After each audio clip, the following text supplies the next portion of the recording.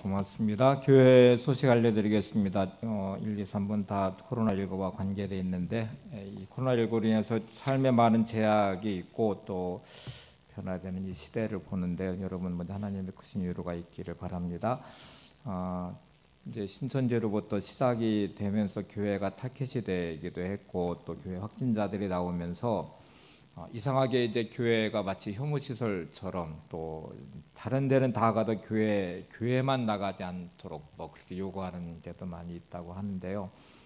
특별히 지난주까지 행정명령에서 소모임도 금지를 시켰었습니다. 이제 해제가 됐는데 제가 목회자이기 때문에 어쨌든 이런 코로나19는 반드시 지나가게 돼 있습니다. 그래서 지나고 난 후에 저의 모습과 여러분의 모습 그리고 교회의 모습이 어떤 모습으로 남겨질까, 근데 이게 저한테는 심각한 숙제 같은 고민이어서 다른 교회들 어떻게 대처하는지 일단 좀 많이 검색도 해보고 찾아도 보고 듣기도 해보았습니다. 제가 유튜브 안에 어느 대형교 목사님이신데 이거에 대한 답을 어쨌든 해야 될 것 같더래요. 근데 교인들이 그런 질문도 많이 있고 또 사회적 현상 안에 교회가 어쨌든 비춰지는 모습이 있어서, 그래서 첫 번째는 일단 교회는 뭐 세상의 빛과 소금의 역할을 감당해야 되니까 국가 시책이나 뭐 그런 거에 잘 따라야 되겠죠. 아니 더 본이 돼야 되겠죠. 그래서 철저하게 방역하고 또 지켜야 될 것 다 지키고 스스로도 우리가 잘 지켜내는 것 중요한 부분이죠. 그래서 이거를 전제로 하고 그럼에도 불구하고 저는 몇 가지 질문들 하면서 이제 하시는 말씀이 저도 많이 생각을 해봤어요. 이제 첫 번째 뭔 말을 하냐면 교회 안에 소모임을 금지시켰는데 그러면 교인들이 카페에서 소모임을 가지면 이것이 불법입니까? 하는 질문을 일단 해요. 여러분 카페가 지금 다 문 닫고 있지 않잖아요. 카페에서 이런저런 모임과 만남들이 있어요. 그러면 그 사람들이 불법이 아니면 교인들이 가서 소모임을 카페에서 하는 게 불법인가? 교인이기 때문에 불법인가? 그러면 교회 건물 안에서 모인다는 것 때문에 이게 불법이 되는 것인가? 금지돼야 될 것인가? 하는 질문 하나. 근데 여러분 교회이기 때문에, 교회 건물 아니기 때문에 소모임은 안 된다. 교인이 그러면 교회 밖에서 카페에서 모이는 것이 불법이 되나요? 그거 불법이 될 수 없잖아요. 그러면 교회이기 때문에만 안 된다는 거죠. 식사 문제, 교회 안에서 식사 금지를 시켰어요. 그러면 식당에서 교인들이 가서 식사를 하면 그게 불법입니까? 단지 교인이기 때문에. 그러면 교회 안에서는 식사하면 금지되고 이게 불법이 되는데 벌금도 물린다고 하는데, 그러면 교회 건물 아니기 때문에 이게 불법이 되는 것입니까? 형평성의 문제이죠.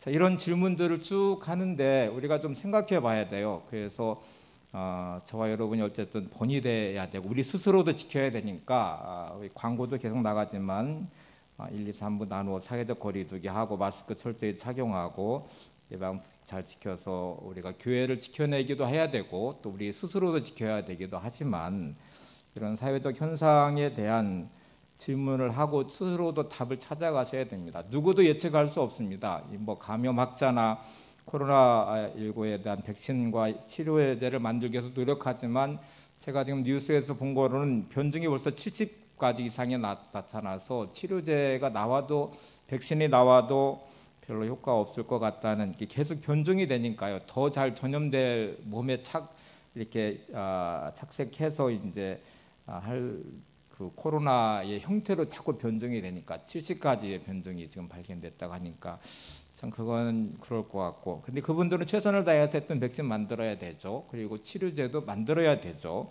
국가는 국가대로 우리 국민은 국민대로 해야 될 최선을 다해서 이 기간들을 보내야 되지만 근데 우리가 신앙의 부분을 다시 좀 점검해서 이런 것들이 우리의 신앙이 무너지게 만드는, 예배가 무너지게 만드는, 삶이 무너지게 만드는 요인이 되도록 하면 안 되죠. 뭐 세상에는 이런저런 일들이 참 많고 또 전염병도 뭐 앞으로도 계속 생길 수 있고 과거에도 있었고 전쟁도 있었고 순교의 자리도 있었고 다 지나가고 있습니다. 근데 여러분 이 시대를 살아가는 저와 여러분이 지혜롭게 잘 질문하시고 그 답을 찾아가시면 좋을 것 같고요. 뭐 뉴스에는 나왔는지 모르겠어요. 근데 인터넷에 제가 기쁨으로 받은 소식이 하나 있는데, 이제 이거 기사 내용에도 교회에 대해서 잘 써주었더라고요. 서울의 한 교회가 한 사람이 감염자가 3번의 예배를 참석을 했대요. 그래서 그 예배 참석한 3번의 예배 참석한 사람들을 다 조사를 했는데 그게 9,000명이었습니다. 아마 서울 사랑의 교회 같아요. 9,000명을 다 조사했더니 한 명도 감염자가 안 나왔대요. 그래서 얻은 결론이 뭐냐면 마스크 잘 착용하고 방역 수칙을 잘 지키면 감염되지 않는다 하는 이제 결론과 함께, 그래서 교회도 어쩌면 안전하다 하는 이제 내용이었어요. 여러분 진짜 잘 생각해 보시면 세상에서 여러분이 이렇게 카페도 가고 식사도 하고 만나는 사람들과의 그런 대면하는 것과, 우리는 교회에서 지금 마스크 다 착용하시고 사회적 거리 두기 하시면서 예배를 드리잖아요. 예배 드리고 바로 또 가시잖아요. 그러니까 어찌 보면 교회가 가장 안전합니다. 우리가 이런 믿음의 액션을 가지고 잘 교회를 지켜내셔야 되고, 또 신앙도 지켜내셔야 되고, 또 예배도 지켜내셔야 돼요. 그런 중심에 우리가 잘 서 있어서 이 과정이 지나고 난 후에 우리가 영적으로도 새로워지는 기회가 되기를 소망합니다. 주일 1, 2, 3부 예배 계속 나눠드리고 있고요. 수요기도, 금요기도, 새벽기도 정상적으로 드리고 있고요. 묵장 화요정보기도는 다음 주일 지나고 다시 회복을 하겠습니다. 정상적으로 다시 모여주시고, 쉴만한 물가 카페도 다음 주일부터 운영하도록 하겠습니다. 좀 많이 기도하시고, 우리 개인도 그렇고 교회도 그렇고 이 나라와 민족 세계 모든 나라들도 이 코로나19로부터 하나님이 지켜주시고 또 잘 해결되기를 소망합니다.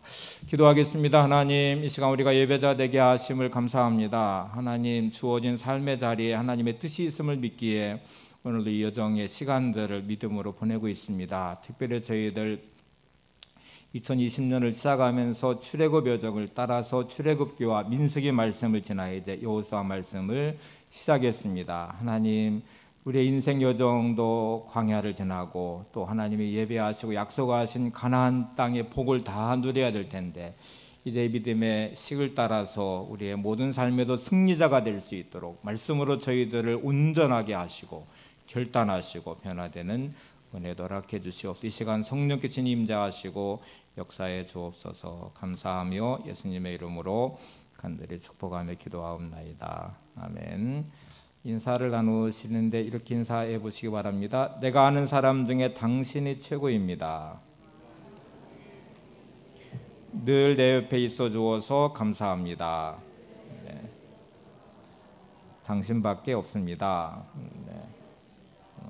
혹시 이 말을 하면서 속으로 왜 내 옆에 하필 네가 앉았냐, 네, 이런 분은 없으시겠죠. 지금 이 말한 멘트와 질문 또 이 답이 20대, 40대의 이 사람들을 설문조사를 했어요. 가장 듣고 싶은 말이 뭡니까? 하고 물었더니 이게 나온 1, 2, 3이에요. 우리나라 사람들 중에 듣고 싶은 말이, 야, 내가 아는 사람 중에 네가 최고다. 인정받고 싶은 것이죠. 존중받고 싶고요. 늘 내 옆에 있어 주어서 고맙다, 감사하다, 이 고마움의 표현이기도 하죠. 너밖에 없다 하는 말인데, 그만큼 살기가 어려운 시대라는 것을 반증하기도 하고 또 그만큼의 격려가 필요한 시대라는 말이기도 해요. 여러분의 삶에서 이런 하나님의 위로와 격려가 늘 있기를 바랍니다. 이제 우리가 집에 그릇이라는 게 다 있으시잖아요. 그릇을 살 때의 용도에 따라 사실 거예요. 밥그릇이 필요해. 그래서 밥그릇을 사고, 국그릇도 있어야 될 국그릇도 사고, 반찬그릇도 있어야 되니까 반찬그릇도 샀어요. 근데 이제 이렇게 말할 수 있죠. 왜 꼭 밥그릇에 밥만 담아야 돼? 나는 국을 담아서 먹을 거야. 그럴 수 있죠. 반찬그릇에 꼭 반찬만 담아야 돼. 나는 여기다 밥을 담아서 먹을 거야. 그럴 수 있죠. 근데 원래 샀던 용도와는 다르게 쓰여지는 거잖아요. 물론 그럴 수 있지만 국그릇에 밥을 담아서 먹을 수도 있고 반찬 그릇에 밥을 담아 먹을 수 있습니다. 그거 그렇게 하지 말라는 법도 없고 그렇게 한다고 무슨 큰일이 생기는 것도 물론 아니에요. 그러나 그런 살 때에 원했던 용도와 맞게 쓰여지는 게 제일 좋은 거잖아요. 우리가 구원받은 하나님의 자녀가 되고 그리스도인이 되고 성도가 됐습니다. 성도를 마치 그릇에 비교하시면 하나님이 우리를 구원하신 성도라는 그릇에 담기를 원하시는 하나님의 용도, 하나님의 목적이 있어요. 그러면 내 마음의 그릇에 내가 무엇을 담고 오늘을 살고 있는지를 보시면, 그리스도인 그러면 좀 기쁨의 사람, 그 마음의 그릇에 기쁨을 담고, 감사의 사람, 감사를 담고, 또 믿음의 사람, 믿음을 담고, 성령 충만한 사람, 성령 충만함을 담고, 이렇게 하나님이 원하시는 모습의 나의 모습이 돼야 되는데, 어떤 사람들은 그 마음의 그릇 안에 불평을 담아 놓습니다. 원망과 짜증을 담아놨어요. 어떤 사람을 만나면 그 사람은, 저 사람은 참 불평이 많은 사람이야, 늘 짜증이 많아, 뭐 그렇게 짜증이 많은지 모르겠어, 또 뭐 미움과 분노가 가득 차 있어, 이렇게 말할 때 그 사람 물론 그럴 수 있죠. 이유도 될 수 있습니다. 이런저런 것들 때문에, 당신이 이랬기 때문에 왜 나한테 이래, 그러면서 말할 수 있지만 그리스도인, 성도라는 이름에는 어울리지 않습니다. 하나님 원하시는 모습 아니고요, 하나님이 닮기 원하시는 모습도 물론 아니에요. 그래서 오늘 우리가 말씀을 시작하면서 나는 오늘 나의 마음에 뭐가 담겨져 있지, 하나님이 나의 삶에 원하시는 모습이 내게 지금 보여지는 것일까, 이게 나한테 맞는 거야, 이렇게 한 번만 질문해 보시고 그 답을 좀 찾아보시면 좋을 것 같은데요. 여호수아의 시작은 놀랍게도 죽음의 이야기로 시작하고 죽음으로 끝나요. 사람에게는 제일 싫은, 아니 가고 싶지 않은, 그렇게 죽으면 다 끝난다고 생각하는 세상의 끝자락인 죽음이 여호수아의 시작이에요. 그리고 놀랍게도 이스라엘 백성과 여호수아의 두려움이 여호수아의 시작이에요. 왜 이렇게 시작할까? 이게 주어진 현실의 모습이기도 하고 이스라엘 백성의 모습이기도, 광야의 40년을 끝낸, 그리고 가나안에 드디어 약속의 땅에 들어가는 기대와 소망에 차 있는 그 순간, 그 자리가 모세가 죽은 자리입니다. 영적으로는 광야 시대가 마감하고 여호수아를 통해 새로운 가나안의 시대가 열리는 것이지만, 실제로 받아들이는 이스라엘 백성들의 입장에서는 두려움일 수밖에 없어요. 모세와 함께했던 40년의 시간은 어쨌든 놀라운 지도력으로 인도를 받았고, 자신들이 뭔가를 해서가 아니라 하나님의 인도를 받아 모세가 가라면 가고 서라면 서고 그러면서 공급된 하나님의 은혜가 있었는데, 과연 이게 지속이 과연 가능할까? 여호수아를 통해서 이런 일이 계속 일어날 것인가? 또 새로운 변화를 맞이하는 그 가나안이라는 곳, 하나님 약속한 땅이지만 40년 전에 그 땅을 정탐하고 절망했거든요. 안악자손이 존재하고 거대한 성들이 있고 군대가 있고, 그들에 비하면 우리는 메뚜기 같은 존재들이다, 우리는 다 죽었다, 이렇게 말하면서 절망했던 그 공간, 그 장소가 그대로 남아있고 적이 그대로 존재하는 그 땅으로 들어가야 되는 것에 대한 두려움, 이게 현실의 그들의 모습이고 여호수아의 모습이거든요. 근데 하나님의 오늘 말씀, 격려하신 하나님이란 제목을 붙였는데, 하나님의 첫 번째 여호수아를 향한 말씀은 일어나라는 거예요. 그리고 가래요. 그리고 두려워하지 말래요. 그리고 정말 아픈 곳에 소금을 뿌리듯 모세가 죽었다, 내 종 모세는 죽었다는 말을 두 번이나 1절에 계속 반복하고 1장에 10번이나 나오고 있습니다. 여러분, 내게 주어진 현실에 우리가 반응이 다양할 수 있죠. 근데 하나님은 그 현실을 직시하도록 말씀하시면서, 그러나 두려워하지 말아라, 일어나라, 가라고 말씀하십니다.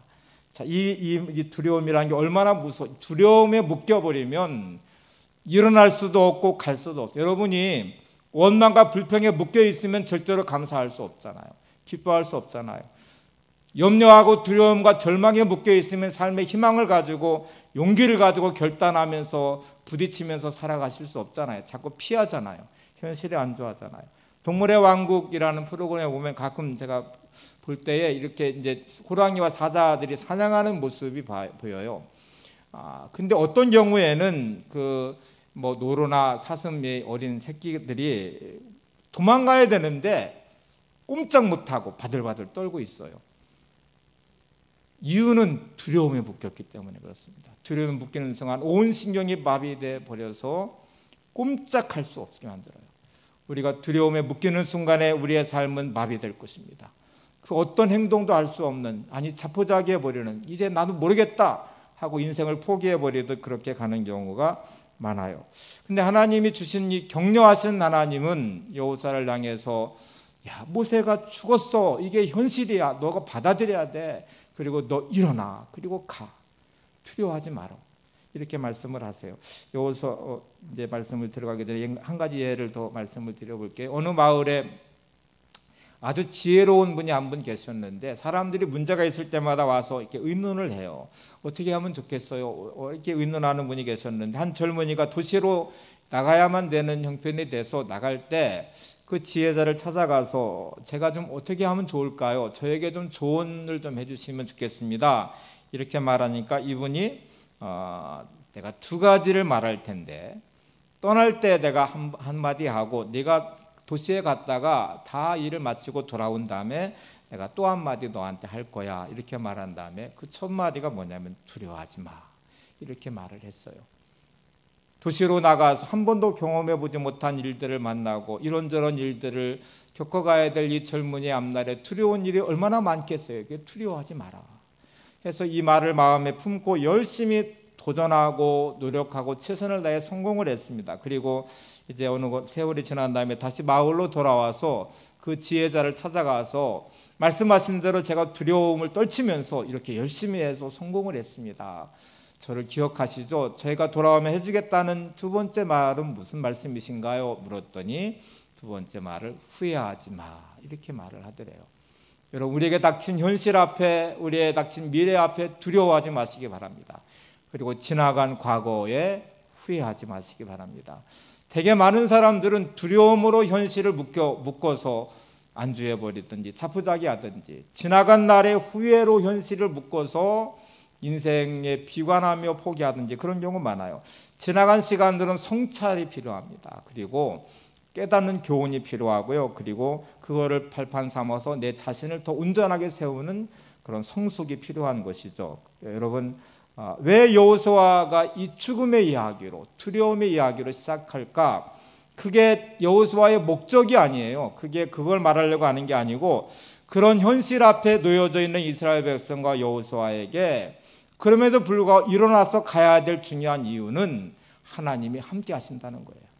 하나님이 그곳에 계시고 하나님이 인도하시고 하나님이 역사하시는 동행할 때 어떤 일들이 일어날 것인지에 대한 말씀을 하시기 위해서 여호수아는 죽음의 이야기로 두려움의 이야기로 시작이 됩니다. 우리의 삶의 현주소도 때로는 죽음의 깊은 절망의 죽음의 이야기로 때로는 내 안에 있는 두려움과 염려로 묶여버린 현실의 삶의 현주소일 수 있습니다. 그러나 기억하셔야 될 것은 하나님이 함께 하십니다.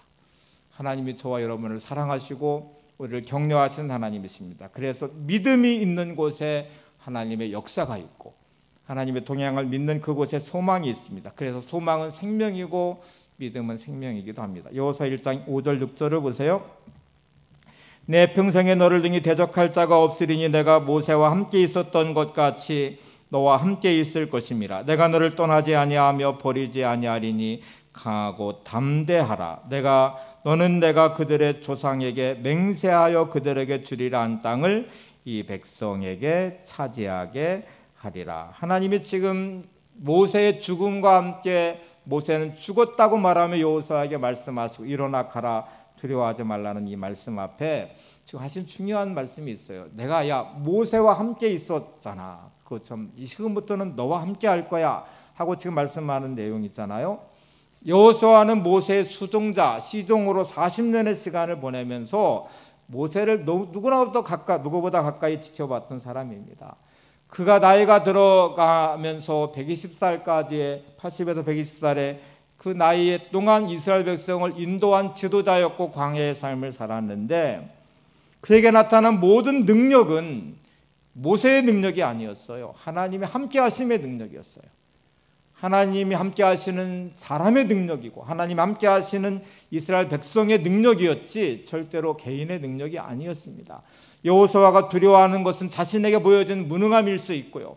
모세가 가졌던 그 능력 어떤 것 하나도 자신에게 지금 없는 자신의 현 주소일 수 있습니다. 그러나 하나님의 이 말씀은 모세의 지난 40년의 그 위대함의 삶의 모습은 하나님 함께 하심의 능력이었다. 내가 함께 함의 능력이었지. 모세의 능력이 아닌 거 너 알지 않느냐.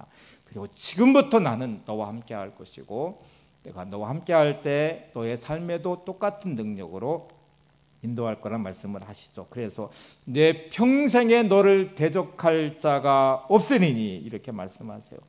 그 이유는 여호수아의 능력이 아니에요. 모세와 함께 있었던 것처럼 내가 너와 함께 할 것이다. 내가 너를 떠나지 않고 버리지 않을 것이다.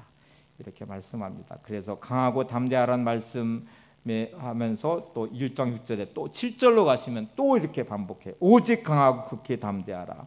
그럼 한 가지 수건을 내세워요. 말씀을 지켜 행하고 오르나 좌로나 치우치지 말라. 여러분, 하나님의 함께 하심에 인생을 사는 비결은 말씀 따라 사는 것입니다. 말씀을 지켜 순종하는 것입니다. 요새 1장 9절을 보세요. 이렇게 이제 또 말씀을 하세요. 내가 내게 명령한 것이 아니냐. 강하고 담대하라. 두려워하지 말며 놀라지 말라. 내가 어디로 가든지 내 하나님 여호와가 너와 함께 하느니라 하시니라. 자, 강하고 담대하라. 오직 강하고 극히 담대하라. 두려워하지 말라. 막 이렇게 계속 말씀하시는 하나님, 격려하시는 하나님, 그 말을 듣고 있는 여호수아. 우리가 이 말씀, 하나님이 왜 3번씩이나 계속 강조해서 이 말씀을 하실까? 여호수아가 한 번으로 치료가 회복이 안 됐기 때문일 거예요. 한 번만 말해서 알아들으면 제일 좋죠. 근데 한 번 말해서 회복이 안 되니까 하나님은 2번 말씀하시고, 그래도 회복이 안 되니까 또 말씀하시고, 만약에 여호수아가 3번까지 했는데 일어서고 나가는 용기와 결단이 없고 그런 믿음이 없었다면 하나님은 4번, 5번, 10번, 100번이라도 하셨을 것입니다. 하나님은 절대로 포기하지 않으시는 하나님이시죠. 오늘 나의 삶에 끝없이 주저앉고 낙심하고 끝없이 절망하고 염려하고 두려워하는 나를 향해 하나님은 끝없이 말씀하십니다. 포기하지 않으십니다. 언제까지 말씀하시냐면 일어설 때까지, 용기를 가지고 믿음으로 나갈 때까지 하나님은 말씀하실 것입니다. 한 사람의 위로와 격려도 인생의 운명을 바꾸기도 해요. 근데 하나님의 위로와 격려가 우리 인생을 반드시 바꿔 놓아야 되죠.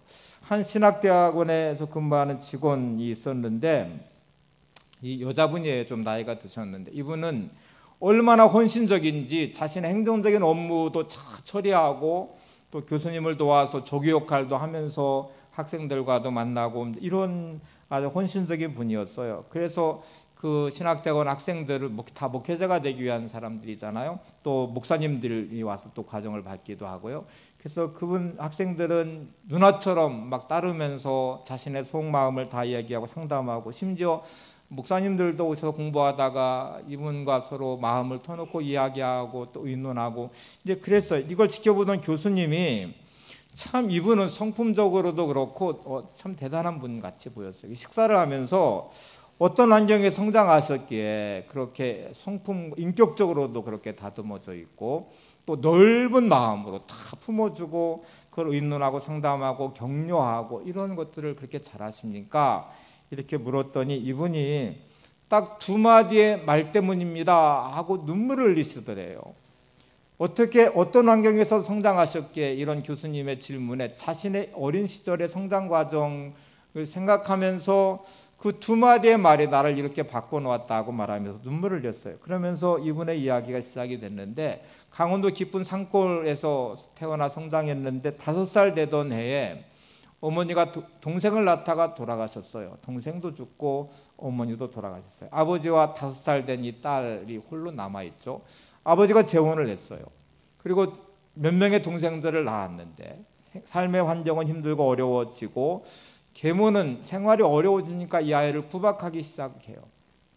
아버지가 노름을 시작했고 빚이 많아지니까 얼마 없는 그 논밭도 다 팔아서 노름빚을 갚아도 감당이 안 되니까 농약을 먹고 자살을 했어요.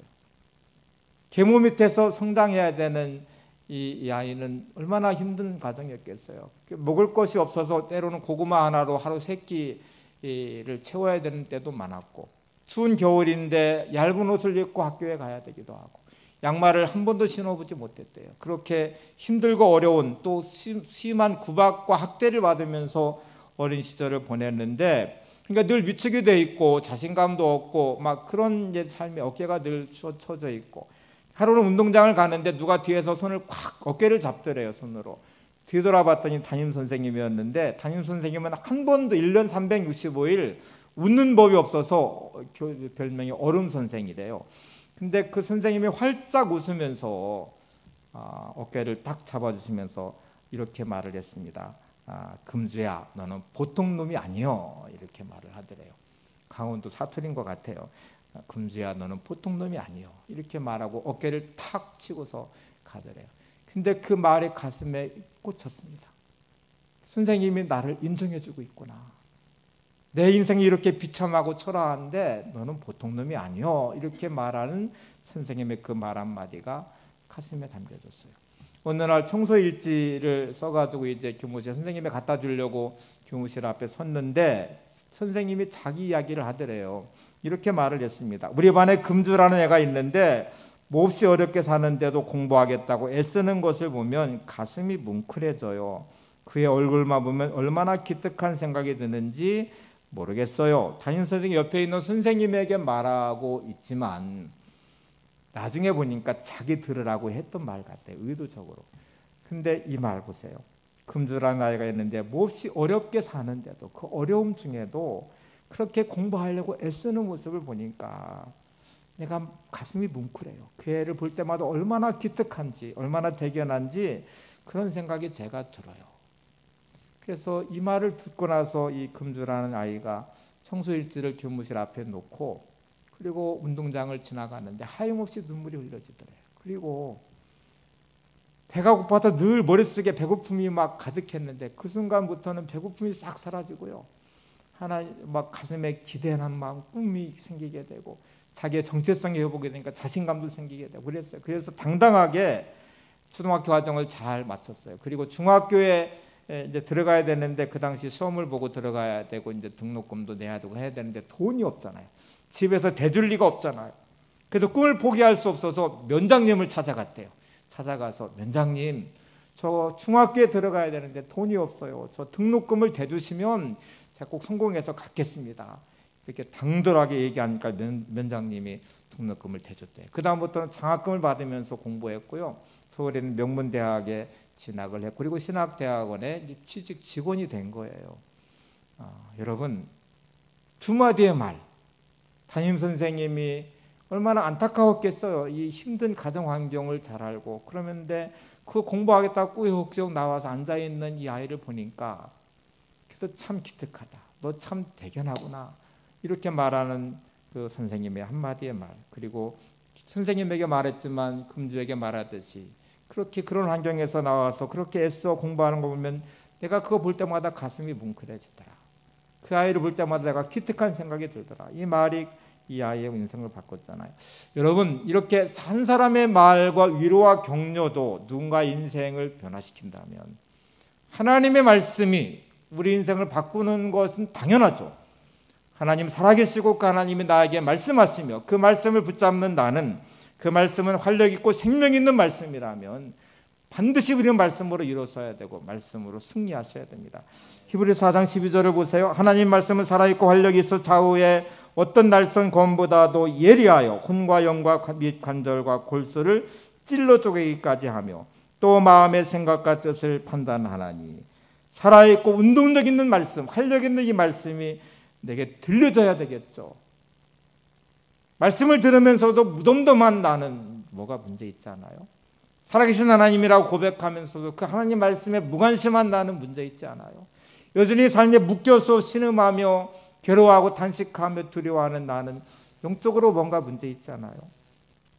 한 사람의 위로의 격려의 말도 사람의 인생을 바꾼다면 살아계신 하나님, 전능하신 하나님, 창조자 하나님이 오늘도 나에게 말씀하시는데 일어나라고 말씀하시고 나가라고 말씀하시고 두려워하지 말라고 말씀하시고 그렇게 강하고 담대하라고 말씀하신다면 우리는 반드시 일어나야 되고 변화되어야 될 것이고 두려움을 떨쳐내야 될 것입니다.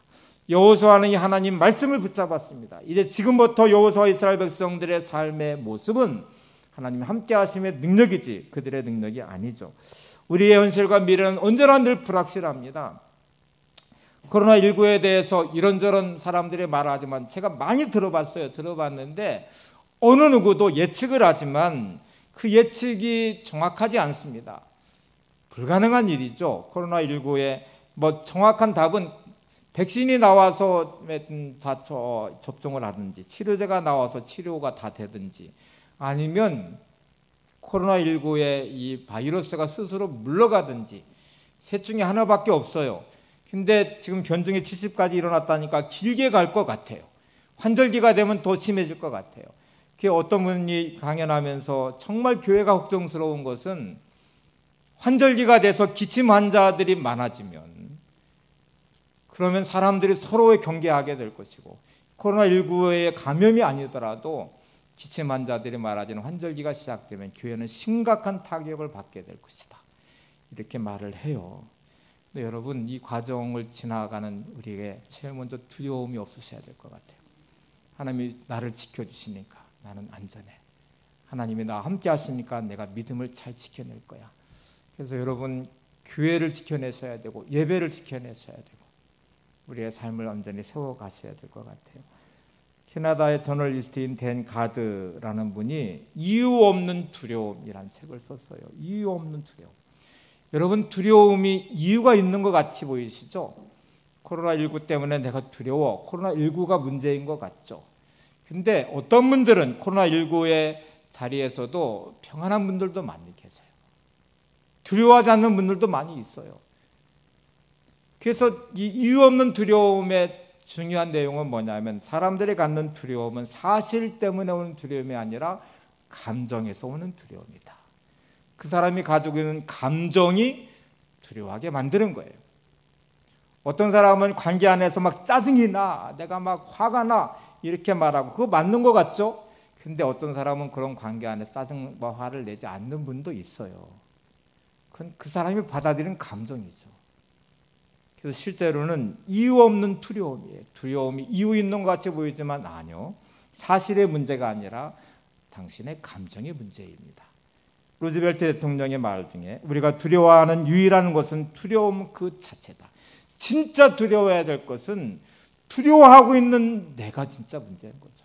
두려움 그 자체가 진짜 두려워야 할 이유라는 거예요. 심리학자들은 두려움이란 감정이 도대체 왜 생기는지를 연구를 해보니까요, 두려움은 자기에게 집착하면 생기는 감정이더래요. 나에게 집착하는 순간에 두려움이란 감정이 생깁니다. 왜냐하면 내가 바라보는 나는 연약하거든요. 내가 바라보는 나는 현실의 문제를 극복하기는 참 무능하거든요. 내가 나를 잘 알죠. 그래서 자기에게 집착하는 순간에 두려움이란 감정이 들어오기 시작한대요. 그래서 나한테 무슨 일이 생기면 어떡해? 이 일이 나한테 생기면 어떡해? 막 이런, 내가 이걸 어떻게 극복할 수 있지? 이렇게 생각하는 감정들이 결국 두려움을 가져오는 통로가 되고 있다는 거죠. 자, 이제 다시 성경으로 들어가 보면요, 예수님이 두려워하지 말라는 말씀을 저희들에게 종종 하셨어요. 두려워하지 말라고. 이건 그들이 가져야 될 감정이 아니거든요. 저희들이 두려워하면 안 돼요. 풍랑 앞에서도 두려워하면 안 돼요. 왜 그러냐면 주님이 거기 함께 계시잖아요. 그리고 반드시 두려워하지 말라는 말씀과 함께 따라오는 주님의 말씀이 있어요. 뭐라고 말씀하시냐면 믿음이 적은 자들아. 여러분, 두려움이란 감정은 믿음이 적으면 생기는 감정입니다. 다시 말하면요, 두려움이 생기는 순간에 내 믿음이 사라지고 있어요. 믿음이 생기기 시작하면 두려움은 사라지기 시작합니다. 이거는 공존할 수 없다는 말이에요. 그래서 예수님이 두려워하지 말라는 말씀을 하실 때마다 꼭 믿음이 적은 자들아, 왜 의심했느냐, 왜 두려워했느냐, 이렇게 말씀하세요. 윌리엄 폴 영이 쓴 오두막이라는 이 베스트셀러 소설이 있습니다. 여기에 이제 예수님과 맥이라는 이 주인공이 대화하는 장면이 나와요. 그건 제가 그대로 한번 인용을 해볼 거예요. 예수님이 이 주인공 맥에게 이렇게 말합니다. 너는 깨달아야 한다. 내가 실패를 상상하는 것은 두려움의 지배를 받기 때문이다. 그때마다 내가 너와 함께 있다고 생각해라. 네가 실패를 상상하는 것은 두려움의 지배를 받기 때문에 그래. 내가 너와 함께 있다는 것을 너는 늘 생각해야 돼. 주님의 이 말씀에 이 맥이 이렇게 질문을 해요. 그렇다면 주님, 저는 왜 그렇게 자주 두렵습니까? 예수님의 대답을 보세요. 그 이유는 내가 믿지 않기 때문이다. 너는 내가 너를 사랑하는 것을 알지 못하고 있다. 두려움으로 사는 사람은 내 사랑 안에 있는 자유를 발견하지 못한다. 너는 인생의 두려움을 극복하기 위해 두 가지를 믿어야 한다. 내가 언제나 선하다는 것과 내가 너를 항상 사랑한다는 것이다. 여러분, 두려움에 묶여 있는 것은 예수님이 함께 한다는 것을 믿지 못하기 때문이다. 내가 너를 사랑한다는 걸 못 믿기 때문이다. 그래서 두 가지를 너는 꼭 믿어야 되는데, 하나님은 선하시다는 것을 믿으셔야 됩니다. 또 다른 하나는 하나님이 항상 나를 사랑하신다는 걸 믿으셔야 돼요. 내 인생은 왜 이래? 하나님은 나한테 어떻게 이럴 수 있어요? 이렇게 말하는 질문 대신에 하나님은 언제나 옳으십니다. 하나님은 언제나 선하십니다. 그러면 이유가 있겠죠. 환경에 이렇게 된 일들에 대한 이유가 있겠죠. 하나님의 나를 통해 어떻게 원하시는 삶의 목적과 방향이 있겠죠. 그리고 항상 내가 명심해야 될 하나님이 나를 사랑하신다는 사실입니다. 얼마나 사랑하시면 독생자를 내주실 만큼 사랑하시고, 주님은 자신의 목숨을 내주셔서 그 값을 구원하시는 만큼의 가치를 부여하시고 사랑하세요. 그래서 오늘 이 말씀까지 여러분이 다 들으시면 이 시기 성립이 되셔야 돼요. 두려움은 하나님께 아니라고 말을 하고, 두려움에 대해서 예라고 말하는 영적 상태를 말해요. 반대로 말하면 믿음은 하나님께 대해서 언제나 예라고 말하고, 두려움에 대해서 아니라고 말하는 것을 의미해요. 다시 또 정리하면 믿음의 시작은 두려움의 끝이고요, 두려움의 시작은 믿음의 끝이에요. 내가 염려하고 두려워하는 것이 당연하다고 생각하지 마십시오. 여러분의 믿음이 끝나는 자리입니다. 불평하고 원망하는 것을 당연하다고 말하지 마세요. 여러분의 속에 말씀이 사라지고 있습니다. 하나님의 은혜가 사라지고 있습니다. 그래서 이 공존할 수 없는 것, 두려움에 대해서 예라고 말하면 하나님에 대해서 아니오라고 말하기 시작할 것입니다. 우리가 하나님에 대해서 예라고 말하면 두려움에 대해서 아니라고 말할 것입니다. 이제 이 말씀, 이 관점으로 시편 46편 1절에 3절 말씀을 한번 보세요. 이렇게 말씀해요. 하나님은 우리의 피난처시요 힘이시니 환난 중에 만날 큰 도움이시라. 그러므로 땅이 변하든지 산이 흔들려 바닷 가운데 빠지든지 바닷물이 솟아나 뛰놀든지 그것이 넘침으로 산이 흔들릴지라도 우리는 두려워하지 아니하리로다. 두려워하지 않는 이유는 땅이 변하지 않기 때문에, 산이 흔들리지 않기 때문에, 바다가 숭늉하고 막 뛰놀지 않기 때문에, 잔잔하기 때문에 두렵지 않다는 말이 아니에요. 두려워하지 않는 이유는 땅이 변해도, 산이 흔들려도, 바닷물이 솟아뛰노라도, 그 넘침으로 막 밀려올지라도, 산이 흔들려도 나는 두려워하지 않는다. 이유는 딱 하나예요. 구에 말한 대로 하나님은 나의 피난처시고 환난 날에 만날 큰 도움이시기 때문에.